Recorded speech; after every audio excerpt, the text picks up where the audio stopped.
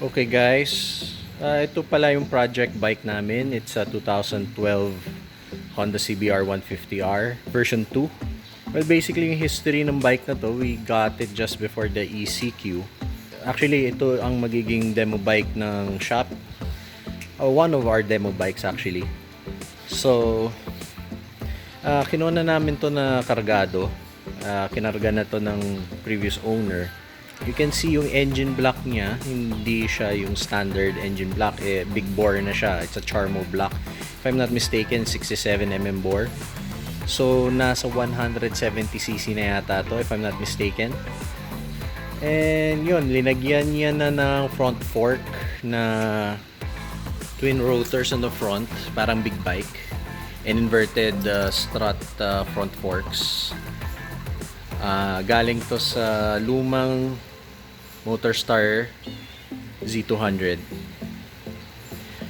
Kulang-kulang siya ng fairings. Yung rear fairings niya, nandyan naman, binigay naman sa amin yung parts. Pero the front fairings, may kulang na side fairings saka yung buong front mask niya. Hindi siya yung typical na standard ang frame niya. Has a sports bike frame. So talagang meron siyang racing bike roots. Ang kagandahan pala ng tank na to, is a very big tank, more than 10 liter capacity. So pwede pang long rides talaga. And nagsiswing siya from the back. So magtatanggal ka lang isang bolt sa harap.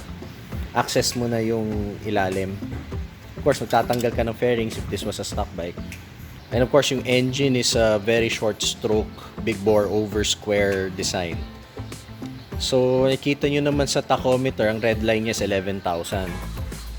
Then we've asked our friends na nagsisetup, mga international friends namin na bike builders and yung nagkakarera. This bike can rev way more than 11.5. Gagawin namin yun using the Powertronic Piggyback ECU supplied by Powertronic Philippines. Yun nga, since nakapalit siya ng front fork and front wheels na dual rotors, naghanap din kami ng rear wheels na matching. So nakahanap kami during quarantine.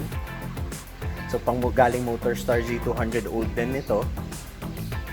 So right now we're modifying it slightly so that sumalpak siya. So nagpapagawa kami ng spacers and hanap din kami ng caliper pang Motorstar.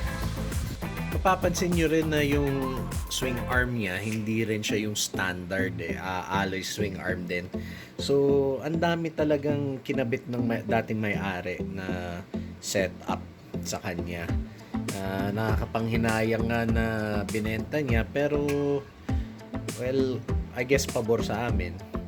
And hopefully mabuhay namin na at makita rin niya na yung minamahal niyang bike ay umaandar ulit at nasa kalye ulit. So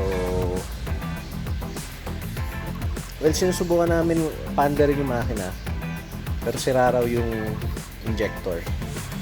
Kaya we're getting one from Caloocan now, isang brand new genuine Honda na injector.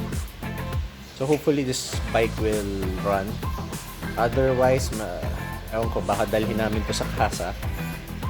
We have the service manual for this, pero wala kaming scan tool. So we can only rely on yung mga blinks na naka-indicate sa cluster. So actually we have some parts on order for this para sa mukha. Medyo mahal siyang i-restore na yung lahat ng fairings niya may balik. Baka hindi namin ibalik, basta gawin lang namin siyang semi-naked na ewan given the parts that we have with as minimal investment as possible. Mamaya na namin gagastusin pag pinaganda na namin.